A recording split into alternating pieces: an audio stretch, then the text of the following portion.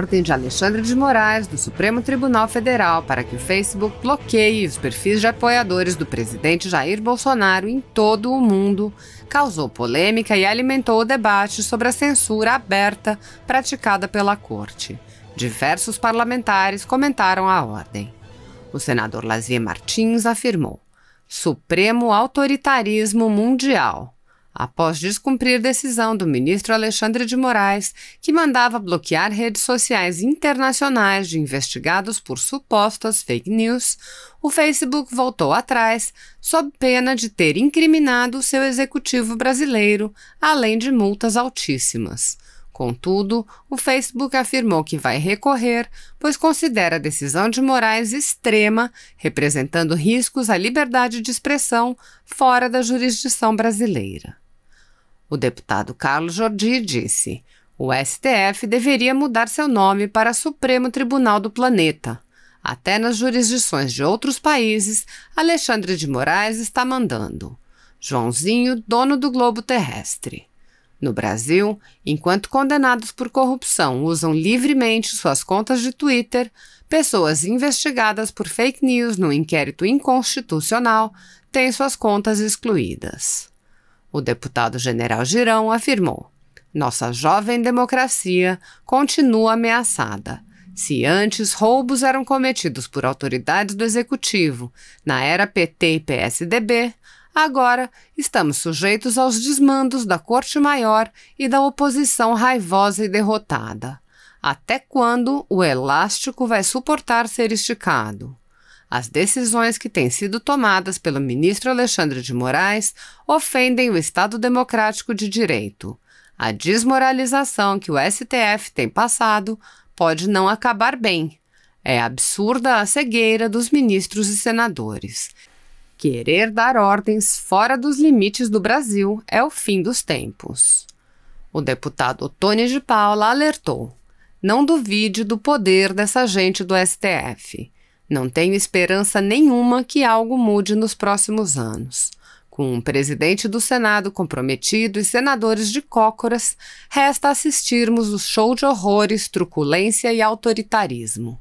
Mesmo com protestos, o Facebook teve que se curvar ante a decisão suprema. A rede social disse que a ordem judicial é extrema e representa riscos à liberdade de expressão fora da jurisdição brasileira. Só com a renovação do Senado, em 22, haverá uma fagulha de esperança de mudança. Até lá, vamos ver quem será o próximo preso ou qual de nós perderá o mandato pelo crime de opinião. Mergulhamos no obscurantismo judicial, que nos assemelha aos países ditatoriais. O deputado também comentou a atuação seletiva do Senado ao pretenderem convocar o ministro da Justiça. Ottoni disse: o Senado quer ouvir o ministro da Justiça por suspeitar de fabricação de dossiês. A nova ilação é acusar Bolsonaro de perseguição de opositores através da espionagem. Vamos ficar atentos. Pode ser uma nova CPMI semelhante à da fake news que eles podem estar fabricando com o claro objetivo de criar elementos para o impeachment do presidente. Não vemos esse mesmo cuidado dos senadores em convocar o ministro Alexandre de Moraes para explicar a escalada de autoritarismo judicial apenas contra os aliados do presidente. Espero ver uma reação à altura do governo. A deputada Caroline de Toni explicou: o fantasma da censura assombra o Brasil como nunca antes e a sociedade brasileira precisa estar alerta. Se no passado a censura era lenta e limitada, incidindo basicamente sobre jornais, TVs e redações, hoje a tecnologia para que ela alcance a todos os cidadãos na rede. PLs de fake news, CPIs de fake news, rankings de fake news, investigações de fake news, e ninguém explica quais são as fake news e quem as determina. Esse é o cenário de obscuridade e incertezas perfeito para a restrição das liberdades de expressão e de imprensa. Aliás, sistemas de censura nunca miram em fake news e mentiras. Ao contrário, sempre miram na opinião e na verdade. Esqueça o debate sobre fake news. É a verdade que está em jogo. É ela que preocupa e tira a paz dos donos do poder e que será solapada por uma verdade oficial. Verdade oficial, essa sim, é a verdadeira e institucionalizada fake news, ou, como preferirem chamar, é a fake news oficial.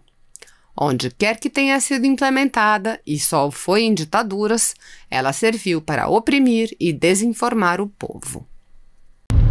Oi pessoal, tudo bem? Bom dia, aqui é a Carla Zambelli. Acabei de saber, a gente ia repercutir, né, a questão do Facebook, da multa de R$1.900.000 que o STF falou que ia aplicar ontem e que a multa seria R$100.000 por dia para cada perfil que eles mantivessem no ar. A questão toda é que o Facebook é uma empresa internacional, então para poder derrubar esses perfis, a jurisdição não é aqui no Brasil, a jurisdição é nos Estados Unidos. Então o Facebook ontem, na verdade o STF falou truco, o Facebook falou 6, o STF falou 9 e aí o Facebook não conseguiu falar 12, né? Esse é o ponto. O detalhe aqui, pessoal, é que essa atitude do STF, ela tem acontecido tanto no Facebook quanto no Twitter sem o devido processo legal ocorrer, o amplo direito à defesa. A sentença sequer foi proferida, ou não houve ainda oitiva dos investigados. Não é um processo que os investigados tenham conhecimento da publicidade dele, do que envolve, o que eles fizeram de errado. Então, não houve qualquer direito à defesa nesse caso, e já estão aplicando sanções aos investigados. Esse é o grande ponto. Agora a questão toda é: o Facebook, como empresa multinacional, não é atingida pela jurisdição do STF. Então, o que eu vou tentar essa semana, segunda-feira, me comprometo a fazer uma reunião, tentar uma reunião, né? Pedir uma reunião com a presidência do Facebook e solicitar que eles recorram ao plenário do STF, porque essas decisões têm sido monocráticas. Eu ia falar democráticas, mas né? Então, o que a gente tem que fazer, na verdade, é pedir para que o Facebook volte as páginas para o ar, solicitar que eles recorram e apoiar a empresa, porque enquanto empresa, e ainda mais estando fora do país, eles não precisam cumprir essa ordem judicial, tá? Muita gente vem pedindo para eu comentar e repercutir o que o Alan dos Santos falou. Eu não tenho nenhuma prova, não tenho nenhum indício para poder repercutir o que ele disse. Também sou investigada. O que eu disse na minha última live, e era sobre a Lava Jato e sobre o Aras, é que no dia 26/6, o presidente do Conjur fez uma denúncia em que há indícios de que 2 guardiões sumiram da força-tarefa da Operação Lava Jato, e que lá teriam informações de 38 mil pessoas em mais de 350 terabytes de informações, e que essas informações estão sendo solicitadas, né, investigadas pelo PGR Aras. Eu venho defendendo o Procurador-Geral da República, apesar dele ter agido contra mim algumas vezes, solicitando, na verdade ele solicitou investigação em relação ao Moro e eu estou envolvida nisso. Ele autorizou o inquérito das manifestações para saber quem estava financiando as manifestações, e eu não tenho medo nenhum desse inquérito, não tenho medo nenhum de que tenham quebrado meu sigilo bancário e telemático, porque eu não tenho problema em ser investigada. E aí, quando a gente fala que o Aras está querendo investigar um setor do Ministério Público, eu acho que a gente tem que confiar, né? Principalmente porque nos últimos meses ele tem mexido com grandes personagens como Garotinho, Cabral, Paulinho da Força, Ike Batista, Aécio Neves, Serra. Então ele está mexendo num vespeiro que ninguém mexeu até hoje, né? Então é um combate à corrupção que ninguém fez até hoje, inclusive a Força Tarefa de Curitiba. Então, o que eu quero deixar bem claro para vocês é, o presidente Bolsonaro fez o que ele podia fazer de forma democrática, que é entrar com a ação direta de inconstitucionalidade. A gente está fazendo ofícios para que o Pleno analise essa DIN o mais rápido possível, e nós vamos agir com relação ao Facebook para que eles recorram ao plenário, ao Pleno do STF, porque a gente acredita que se essas sanções foram feitas sem qualquer condenação, julgamento, né, pré-julgamento, defesa, etc., e depois uma condenação, isso são sanções antidemocráticas, né, autoritárias. Então a gente vai tentar ir por essa linha, tá?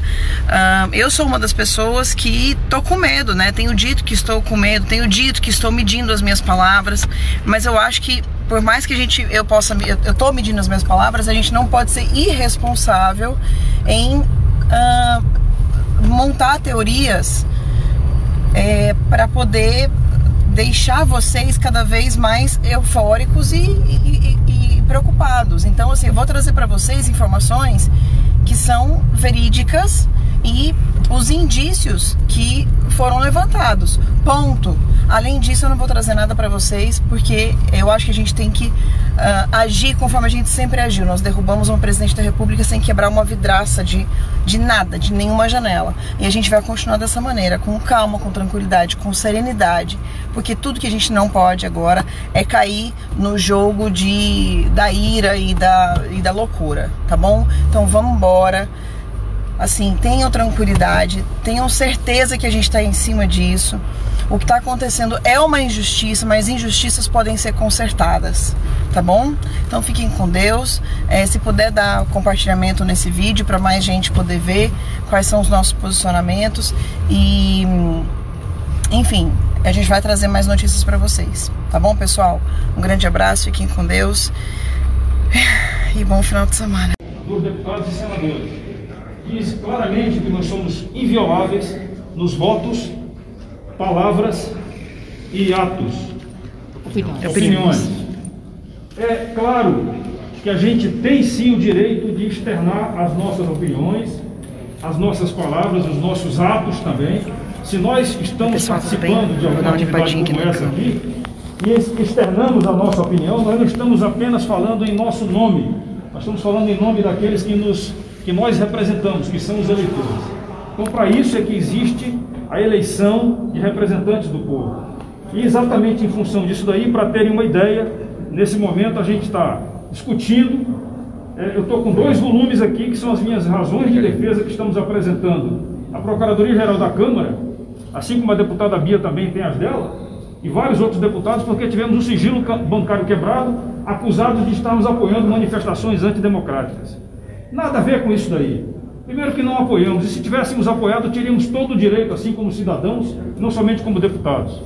E a acusação de que a gente fez uso de verba parlamentar, de verba pública, para a divulgação da atividade parlamentar, também é uma coisa furada, porque todos têm essa verba, ela está legal, ela está legalizada, reconhecida, e não tem motivo de estarmos sendo atacados.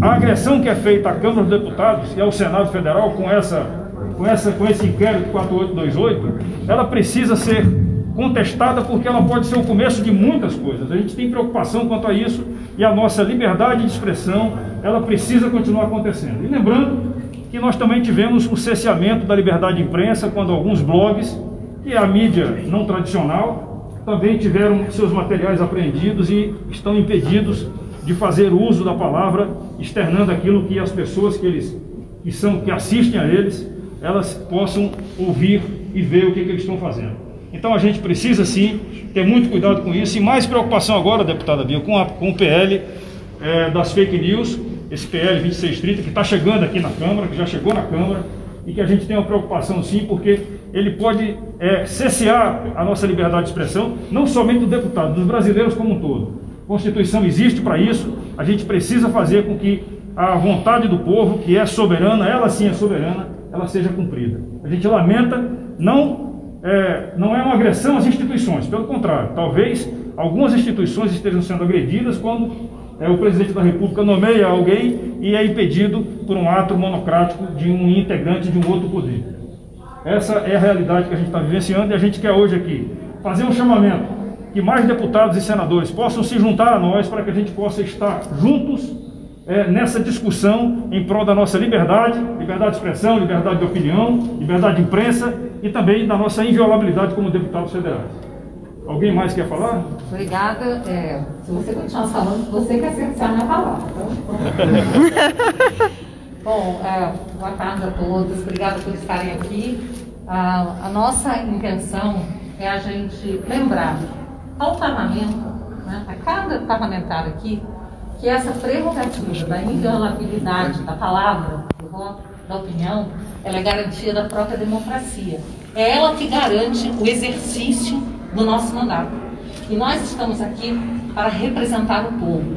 Então, nesse momento, é preciso que a gente separe qualquer ideologia, qualquer inimizade. O que nós temos que pensar é que essa é a prerrogativa de cada um de nós. Então, nós não podemos concordar até quando um adversário político nosso tem essa sua prerrogativa ceifada, porque isso acabará por atingir a todos, a qualquer um dos parlamentares. E além dessa nossa prerrogativa, é muito importante que a gente lembre que estamos aqui para representar o povo, e a voz do povo que está também ameaçada com esse projeto que a gente chama da censura.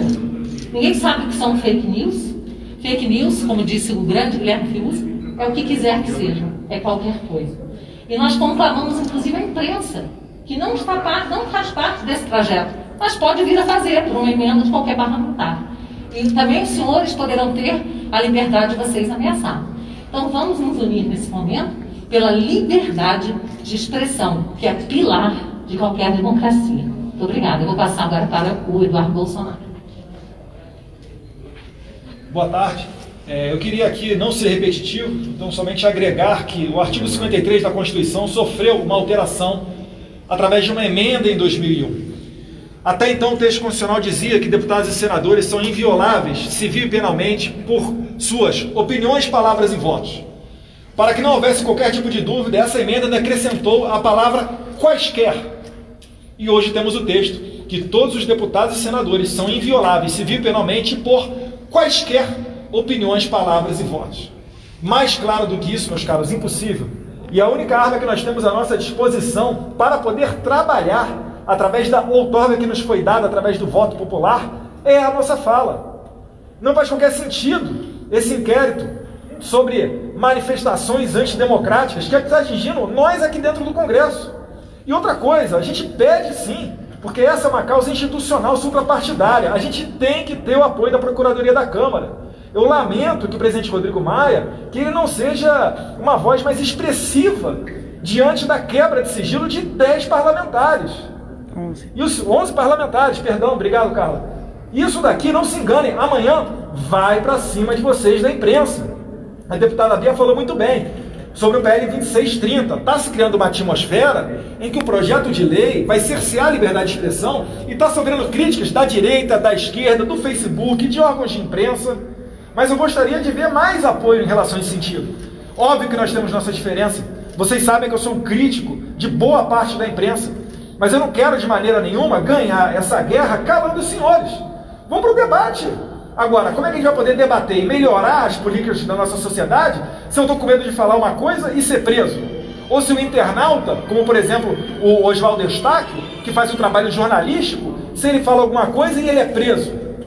Não faz sentido. Então é somente esse o nosso apelo. Eu agradeço aqui aos deputados dos mais diversos partidos. Aqui, às vezes, tem deputado aqui que a gente troca farpa no plenário. Mas a gente está aqui hoje, por quê? Porque nós somos maduros o suficiente para entender que numa democracia o direito à liberdade de expressão tem que valer, tem que viger, independentemente da vontade de uma ou outra autoridade. Então passo a palavra aqui a quem desejar fazer uso da palavra. Santinho, Hildo, vai lá, Santinho. Pedro Lucas, Paulo Eduardo Martins, Nivaldo. Pode. Boa tarde a todos e a todas. Esse é um momento que pede que a gente faça uma grande reflexão sobre o que vem acontecendo em nosso país. Não tem espaço para nós sairmos da crise que estamos passando, diminuindo a importância de qualquer um dos pilares dessa democracia. E quando eu digo qualquer um, é qualquer um mesmo. Poder executivo, poder legislativo e poder judiciário. Nós não estamos aqui atacando a instituição. O que nós estamos falando é de comportamento. A ninguém pode ser dado o direito de manchar a imagem de uma instituição a partir do ato dos seus integrantes. E nós, no Parlamento, nós que recebemos a procuração para trazer a voz daqueles que estão clamando por justiça, estamos aqui hoje dando total apoio a esse ato que está sendo promovido pelo deputado General Girão, pela deputada Biaquis e por todos aqueles que se sentiram injustiçados nesse processo. Nós não vamos abrir mão de defender as prerrogativas desta casa e também de lutar pela nossa democracia. Paulo. Quem mais? O Paulo. Jornalista.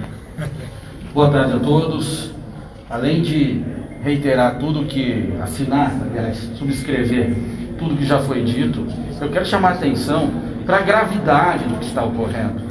Quando a inviolabilidade dos deputados, das opiniões, posições e votos, ela é relativizada, o que está ocorrendo no fundo disso como resultado é a inviabilidade do próprio parlamento, que, como por definição, é o lugar onde a sociedade se manifesta através de seus representantes eleitos.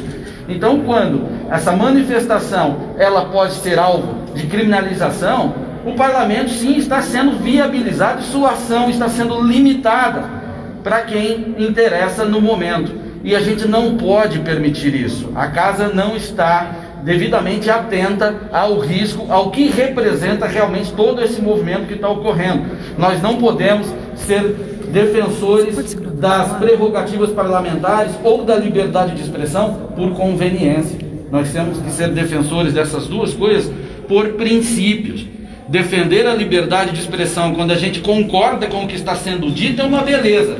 Eu quero ver defender quando a gente não concorda com o que está sendo dito, mas luta para manter o seu direito daquele de dizer. E esse é o ponto. Tudo isso envolve um movimento maior. É aqui no parlamento, é também as iniciativas legislativas que vêm ocorrendo e também interpretações judiciais a respeito de outros casos que a gente já vê pipocar em primeira instância, como no Rio de Janeiro. O juiz acabou de dar uma decisão dizendo que o réu, ele extrapolou o seu limite de liberdade de pensamento.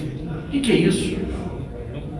Então, o PL que fala de fake news, o popular PL das fake news, ele mira primeiro nas redes sociais, mas ele acaba atingindo a liberdade de expressão. E quando atinge a liberdade de expressão, atinge aqui do parlamentar, atinge das pessoas que são usuárias das redes, atinge de vocês, profissionais de imprensa, qual eu também sou. E que se a opinião agora que incomoda é aquela que está nas redes ou a que está na tribuna da imprensa, logo será aquela que está nas bancadas dos telejornais, nas páginas de opiniões dos jornais ou nas colunas de revistas. Esse movimento não tem que ser só desses parlamentares. Aqui eu acho que a gente apenas representa muitos que têm interesse nisso, que não suportam um ambiente de restrição de liberdade de expressão, e esse alerta serve a todos os brasileiros, especialmente aos profissionais que sobrevivem disso. Muito obrigado. Além de reiterar o que os meus colegas falaram, eu queria dividir com os senhores um sentimento que hoje é meu, mas amanhã pode ser de cada um dos senhores ou de alguns dos senhores. Eu tive o meu sigilo bancário e telemático, nem sabia que existia isso, quebrados, por conta de um tweet. Eu pergunto aos senhores, até que ponto isso não pode chegar até os senhores jornalistas, até o povo? Eu, como deputada federal, embasada em todos esses argumentos que meus colegas disseram, tenho tido medo, nas últimas 2, 3 semanas, de me manifestar.